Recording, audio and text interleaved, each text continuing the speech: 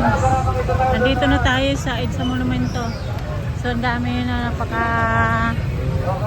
naka-alert to na mga kapulisan. Once sa may manggulo.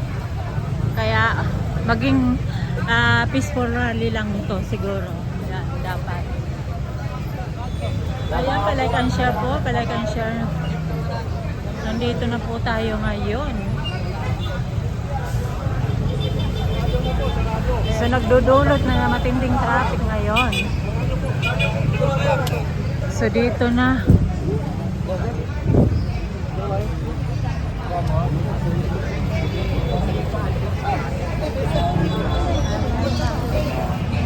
Dito ka banda para hindi ka masabi.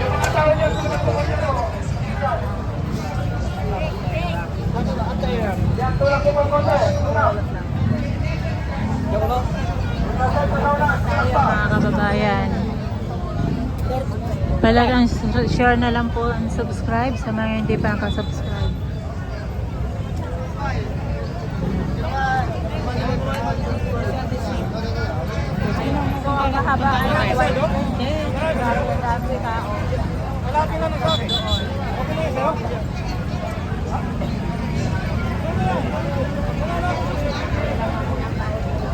Ano nga ba, iba't ibang sinisigaw nila, oh, iba't ibang sigaw nila.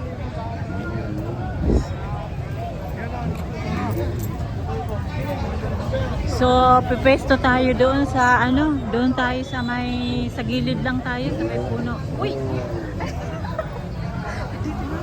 Naglakad ako mula doon sa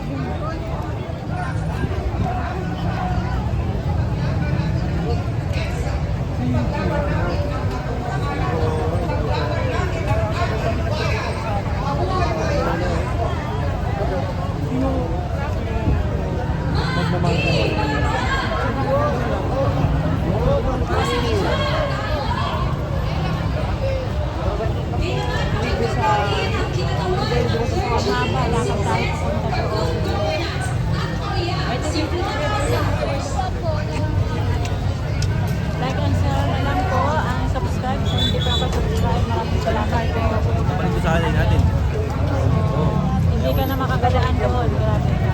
Ang kapal ng tao. So dito tayo.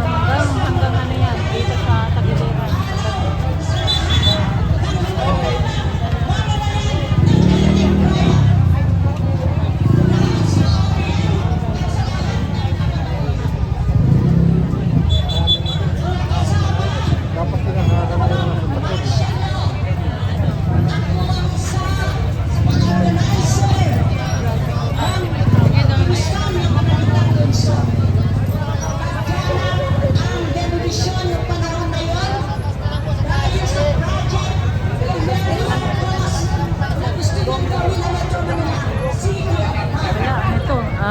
Sino yan?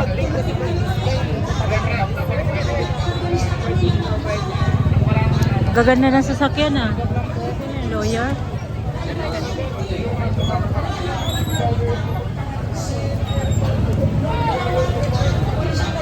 Lawyer?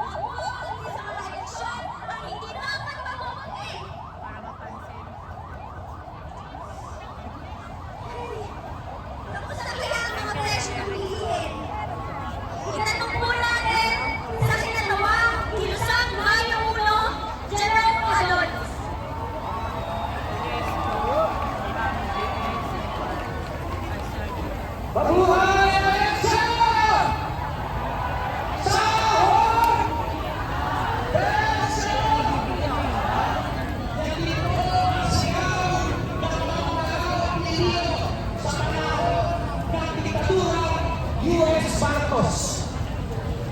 Isa sa nanguna sa paglaban sa diktadura ni Marcos ang mga manggagawang Pilipino. Ang landmark na ito, naglunsad ang mga manggagawa ng Huelga ng Polonia ng 1975 at nagtuloy-tuloy hanggang sa 1981. Daang libo ng manggagawa ng Marcos para sa pagkakaan na dapat itaas ang sahod at gawing regular ang mga manggagawang Pilipino. Sa mensahe, bumagsak si Marcos. Panahon ni Corazon Aquino, nagtulak ang mga manggagawa ng dagdag na sahod na halagang 30 pesos. Subalit nagpatigas ang gobyerno. Muli naglunsad ang mga manggagawa kasama ang sambayanang Pilipino ng huelgang bayan sa pagkawalan ng 30 pesos, 25 pesos ang nakuha na dagdag na sahod ng mga manggagawa. Pero mabilis ito pinawi ng gobyerno ni Corazon Aquino dahil nilay-nilay ng isang taas ang Republic Act 6727 o Rights Nationalization ng ibaba ang sahod ng mga manggagawa sa buong bansa. Ipinasagalan ng batas na Republic Act 6715 o Electro kailangan magpahirap at halos sa bawat sa mga manggagawang Pilipino. Signal daw? Ha?